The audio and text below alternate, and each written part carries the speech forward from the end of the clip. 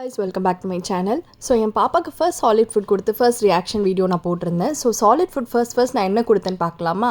இது பார்த்திங்கன்னா எங்கள் டாக்டர் வந்து அரிசி உடச்சக்கடலை கஞ்சி தான் வந்து கொடுக்க சொல்லியிருந்தாங்க. பிகாஸ் அதுதான் ஈஸிலி டைஜஸ்டபிள்னு. ஸோ இது பார்த்திங்கன்னா 2:1 ரேஷியோ, அதாவது 2 கப் அரிசிக்கு 1 கப் வந்து உடச்சக்கடலை எடுத்துக்கணும். இந்த ரெண்டுமே வந்து நல்லா வந்து ஃப்ரை பண்ணி எடுத்துக்கோங்க. ஸோ தட் வந்து நம்ம அரைக்கும் போது நல்லா ஃபைனான பவுடராக வரும்.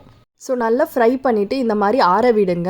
ஆற விட்டுட்டு வந்து இப்போ நம்ம இதை அரைக்க போகிறோம். ஸோ வெயிட் கெயினுக்கு வந்து ரொம்ப ஹெல்ப்ஃபுல்லாக இருக்கும் இந்த உடச்சக்கடலை. அதே மாதிரி அரிசி வந்து அவங்களுக்கு கார்போஹைட்ரேட்ஸ் எனர்ஜிக்கெலாம் வந்து யூஸாக இருக்கும். ஃபர்ஸ்ட் பாப்பாக்கு நாங்கள் ஃபர்ஸ்ட் ஃபுட் ராகி தான் கொடுத்தோம். பட் வந்து இப்போ வந்து ராகி வேண்டாம், அவங்களுக்கு வந்து டைஜஸ்ட் ஆக கொஞ்சம் கஷ்டமாக இருக்குன்றதுக்காக ஃபர்ஸ்ட் ஃபுட் வந்து இந்த அரிசி உடச்சக்கடலை கஞ்சி கொடுக்க சொன்னார் எங்கள் டாக்டர்.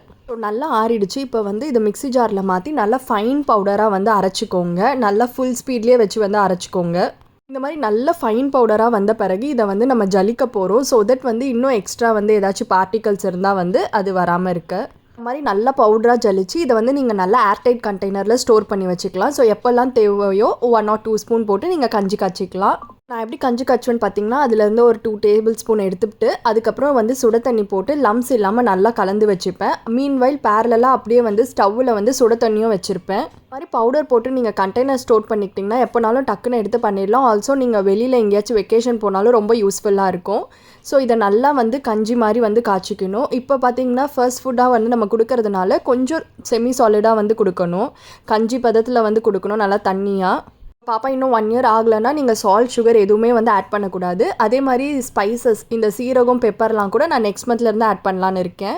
ஸோ என் பாப்பா பார்த்திங்கன்னா இதை கொடுத்த உடனே வந்து அவங்க நல்லா வந்து சாப்பிட்டாங்க. முழுங்குவாங்களான்னு பார்த்தேன், நல்லாவே முழுங்கினாங்க.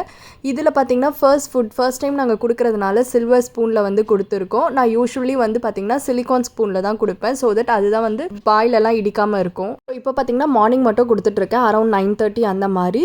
ஸோ நெக்ஸ்ட் வீக் பார்த்திங்கன்னா 2 times வந்து கொடுக்க சொல்லியிருக்காங்க, லைக் மார்னிங் அண்ட் வந்து நைட் டைம். மற்ற எல்லா டைமுமே பார்த்திங்கன்னா வந்து பிரெஸ்ட் மில்க் தான் வந்து கொடுத்துட்ருக்கேன். ஸோ இந்த கஞ்சி கொடுக்கும்போது எங்களுக்கு பார்த்திங்கன்னா டாக்டர் 2 ஸ்பூன் வந்து கஞ்சி கொடுத்திங்கன்னா 1 ஸ்பூன் வாட்டருக்கு வந்து கொடுக்க சொன்னாங்க. அப்போ தான் டைஜஷன் நல்லா இருக்குன்ட்டு.